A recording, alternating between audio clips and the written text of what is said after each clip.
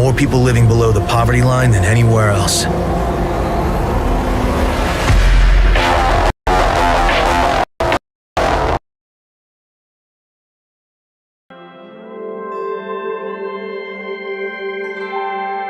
In light of the recent Cyberpunk 2077 debacle, an old idea popped into my mind.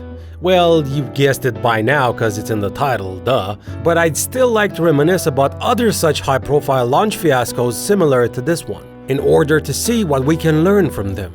Because, as British Uncle Fester once said, "Those who do not learn history are doomed to repeat it." So maybe, just maybe, we can all learn from the launch of Cyberpunk 2077 and never, ever, ever, for any reason, do anything to anyone, for any reason, ever, no matter what, ever. Sometimes I'll start a sentence, and I don't even know where it's going. pre-order a game before it comes out. It's stupid. Stop it. Get some help. It's just like buying condoms when you're actually single. Also, I wanted to talk about this just because Whatever, I do what I want. I gotta start off with the most awaited game from the era it came out, Diablo 3. It took like 12 years for this game to finally be released after Diablo 2 crushed everything in sight in regards to RPG hack and slashes. But as you well know by now, or at least if you were like me and picked it up at launch, the initial experience was disastrous. Keep trying to log in and I get error 37! Error 37! Why the f is it 37? What the f are the other 36? Shouldn't this be error number 1? Error number 1, I can't log the f in! I'm not gonna retell the story from scratch because I'm sure you heard about the constant error messages, the dreaded auction house that made the in-game loot basically useless in comparison, and a lot of other such great fun tropes. Now, in my case, I didn't really experience a lot of the technical issues, to be honest. I mean, I did get the odd error or authentication problems, but I still played it almost non-stop. Well, non-stop for 2 whole days because that's how long it took me to finish the main story. And I was very disappointed by this alone more than by other things.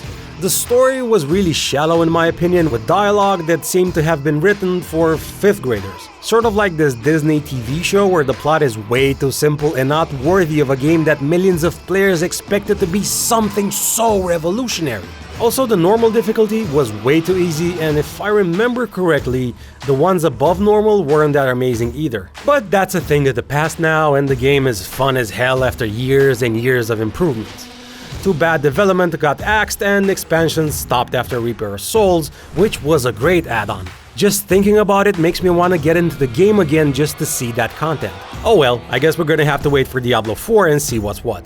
And I think we're all hoping that after its release, it's not gonna take Blizzard 3 to 4 years of non-stop apologies to fix a crappy launch build and make the game good.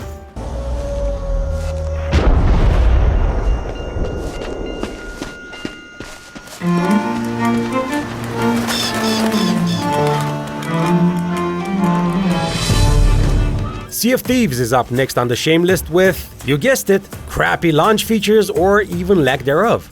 The problem with this Microsoft exclusive was that it promised to be this amazing co-op experience full of content, riches, the gaming embodiment of the Pirates of the Caribbean, an epic adventure awaiting any swashbuckling pirate wanting to roam the high seas and face terrible foes, go on amazing quests, loot and plunder all sorts of goodies that should have reminded us just how good Assassin's Creed Black Flag was.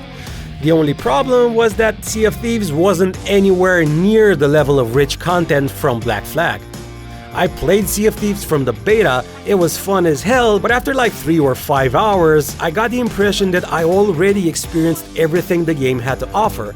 And sadly, I was right. Then the game came out, and it wasn't really a game to be honest, just this open sandbox where you could, in all honesty, roam the high seas, but that was it. Cause just floating around from island to island, killing the same skeletons over and over and over again, and carrying chickens was the main gist. I mean, who sanctioned this game? Of course the devs knew that there was no enemy variety, no epic quests or at least even decent ones, Nothing except a shell of a video game that held so much potential. Granted, it did pull a 180, well, at least a 90, cause they updated the game with content, and I've played it like a year ago with a friend and the experience was really entertaining. And I'm not even kidding. If you have the mind of a 10-year-old like I do, together with a friend that is equally mentally inclined, you can have a barrel of laughs, pun intended. The trick is to roleplay. That's what we did. And it worked like a charm. It's on Game Pass now, and I highly recommend the current experience if you just want to lose yourself in this fantasy piratey cooperative adventure.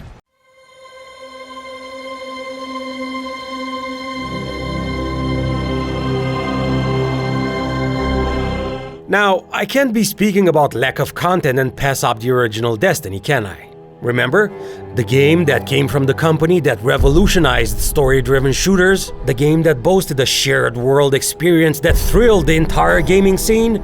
The game that cost $500 million to make? At least that's what Activision was saying back then.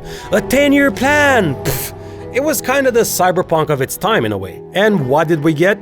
Tyrion Lannister's monotone voice. Access key. I don't need an access key. Just complicated.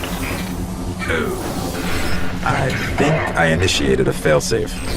A cave with infinite loot, a raid that basically mocked you for not having enough friends to play with, cause if you remember, there wasn't any looking for raid groups as an in-game feature, so you had to go on forums and speak with other sad people that were gaming because they didn't have any friends in real life and couldn't raid also. And I mentioned this amazingly thought out feature of having no in-game search for a raid group because that was the only thing you could have done after you finished the main story in like 15 to 20 hours. Some finished it faster in half that time even. And paying full price for a game that bragged to be the greatest MMO-like shooter of all time and having no endgame content was kind of sad given the pedigree, the non-stop marketing, and the resources put into Destiny 1. But oh well, you know the story from there on out. DLCs, blah blah blah, apologies, blah blah blah, more DLCs, blah blah blah, even more apologies, blah blah blah, new abilities, so on and so forth.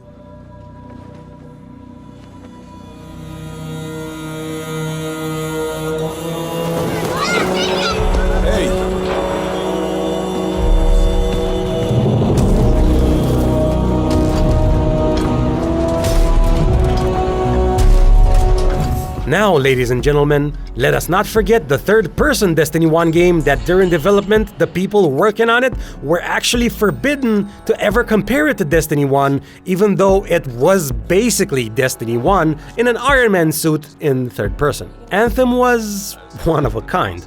For years, people worked on the game while leadership was constantly changing, and plans alongside that. Everything from start to finish was a disaster production-wise. And what I still find funny after all these years is the fact that the devs only found out about what the game actually was, or should have been, only 2 years before the game was released, even though they were working on it for 5 years prior to that. More specifically, when the E3 demo was released in 2017, it was only then that the team behind it had an idea of what Anthem actually was as a game.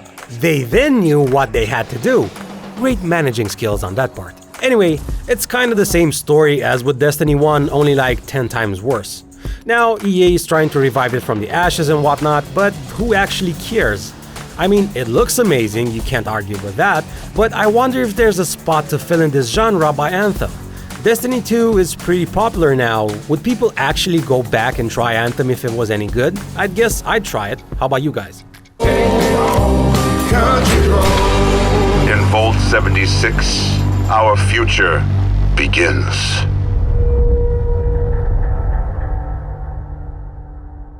Still on the matter of missing content, crashes, bugs, absurdly expensive microtransactions, poor performance, and all sorts of wonderful surprises, we have Fallout 76. Now, a lot of people, myself included, love the Fallout universe and were expecting this online experience like nothing else before it. But when the game actually came out, well, that's an entire different story altogether. Among the list of issues I just mentioned, even the graphics looked worse than on Fallout 4 that launched a number of years prior to Fallout 76. Poor texture resolution, flat colors and lighting in some areas, and so on. And even though outside there were glimpses of visual beauty, it still wasn't enough to save this mess of a game. It even promised this amazing PvP experience that fell short because there was this safety mechanism in place and both players had to attack each other before engaging in combat, and after one defeated the other, there was nothing much to be gained in terms of loot. Yeah, Fallout 76, what a gem.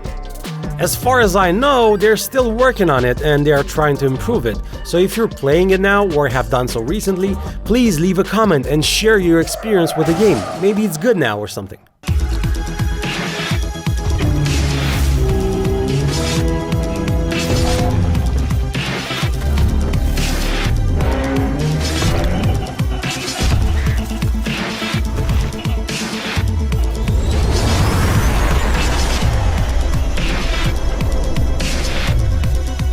No Man's Sky is up next, and damn, was that a PR fiasco if I ever saw one. I mean, the creator outright lying about most of the game being one way and in fact being nothing like the fake promises.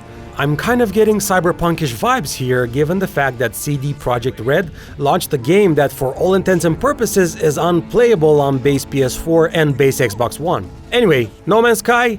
Yeah. So it had questionable crafting, unsatisfying combat, you didn't get to have a lot of fun with your ship, the battles were repetitive and boring, the Destiny-style menu cursor of interacting with the interface on consoles was more obnoxious than anything else, and the crashes? Oh my god, did people ever complain about those. Also, you met NPC-type characters that weren't really NPCs, which is kind of confusing. The bottom line is that when it launched, No Man's Sky bit a hell of a lot more than it could chew and was a disappointment for all the players awaiting this game. But the most important element this title has in common with Cyberpunk is the fact that it was hyped to death as well. And people fell into that trap also. Stop believing words, people, I beg of you.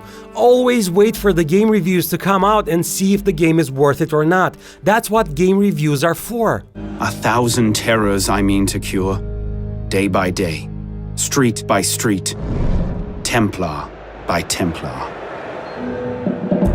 Assassin's Creed Unity is another great example of games releasing in a beta state. The images and videos of how buggy this game was are historical by now. But what pisses me off the most about these types of situations is the fact that everyone on the inside knew about it. And I'm not blaming the devs, they don't ship the game. They have a producer keeping everyone in check and he has deadlines from higher corporate ladders. The game was a good installment of Assassin's Creed, but the performance issues and many other problems kept it from reaching its full potential. I mean, it came out in 2014 and 7 years later, I still haven't played it. At number 2, we've got... is that an uncommon card? I think that is. That's the best we're getting here. Reveal all. Not too bad of a pack, really. Mobile Sentry. It could have been a lot worse. Star Wars Battlefront 2. Remember this one? I'm not even gonna show the game right now, because this was basically the entire idea behind it. Loot boxes. The tacked-on short and shallow campaign was there just for marketing purposes, but the multiplayer was alright though. By that I mean the shooting mechanics, the graphics, and the sound design. Cause the progression system was exactly this. Loot boxes. Now this is a peculiar case and a happy one from my point of view. It's kind of unique in its own right. The fact that EA, the most hated company from the gaming industry, made this game fueled gamers to shout out in unison as a war cry, and luckily EA complied. Granted, they did try to bull us and lie their asses off in the press, like the fact that the progression system was meant to be this way in order to give players a feeling of accomplishment after playing it for like 10,000 hours or so. What a**. Anyway, thank God they caved and the microtransactions were gone from the game. I for one appreciate this fiasco because it gave out a signal to all of the other publishers not to release a game so lacking in shame. Okay folks, now it's time to turn the turntables that have turned... Well, well, well. How the turntables... Meaning that the games I've just listed were in a negative note, so it's time to turn the page to a more positive side. For example, Nintendo and PlayStation exclusives are, from my experience, the ones with the highest success rate of a stable day one release game. And out of the two, Nintendo takes home the prize because PlayStation had some issues with games being buggy at launch, like Days Gone or even the new Miles Morales. I think the latter was rushed because of the PS5 launch and they kind of needed to have a game out that was part of a successful series. So I kinda get the marketing behind it, and I didn't really experience game crashing bugs, but it was still peculiar for a heavy contender from a Sony first-party studio to let these kinds of mistakes slip. I mean, you turn into a garbage bin, dude. That's a quality assurance problem, meaning not enough game testing took place. Now, these being said, I still wouldn't go and empty my bank accounts 12 or 6 months before a Nintendo or Sony game launches, because they can still have a lot of severe issues with the game. Naughty Dog is notorious for delaying games even for an entire year in some cases, like with Uncharted 4 that was announced to come out in 2015, but it actually came out in May of 2016. And I'm not giving them any crap, I'm just saying that things happen during development. So to recap real fast, there are numerous reasons for you to keep your money in your damn pockets. Bugs, crashes, missing content, delays, server issues, all of them together. Just ask yourself if you are willing to spend money on something that doesn't exist. You're not buying vegetables or fruit in advance while they're still growing in the ground, right? You also test drive a car before you buy that too, no? Cyberpunk had over 13 million units sold even with refunds. And I know there are a lot of PC Master Race people going, "Oh, but it works fine on my RTX 380 whatever." But that's not the point, people. The old generation console versions of Cyberpunk were damaged goods. People bought this game in good faith and had their experience ruined because of the hype and false marketing of greedy bastards. So how can we as gamers, or better put consumers, prevent this from happening again? Simple. Vote with your wallets. Let the reviewers come out with their side of the story, because that's why they are there. To let us know in what kind of state a game is in, so we can spend our hard-earned money informed, not misinformed. But if the companies start seeing that they can get away with earning over $780 million for a broken game, then hey, we deserve all the Cyberpunks and Star Wars Battlefronts 2 in the world. And I'm not trying to drama queen this situation, but it's simple, folks. If these huge companies get away with releasing early access builds under the guise of complete experiences, don't go crying to Rockstar if GTA 6 will crash every 2 hours and delete your save files. Whew. Anyway, that's it. I've spewed enough venom for one day. I don't usually like to get all hot and bothered like this, but hey, I do hate it when things like this happen. Now, I am aware that I haven't listed all of the games in the world that were crappy at launch, but if you know of one or actually had such a bad experience, please leave a comment down below. Also, a like or subscribe will help us grow within the ranks of YouTube, so if you want to help us out, we would really appreciate it. And if you really like our stuff, we aim for this channel to be crowdfunded, hence our Patreon. We strive to finally unshackle ourselves from our evil overlords, also called corporate bosses, and to do this YouTube thingamajig full time. For our already subscribed patrons, we truly appreciate your generosity and thank you for believing in our dream. See you next time, people, and stay safe. Also, don't pre-order.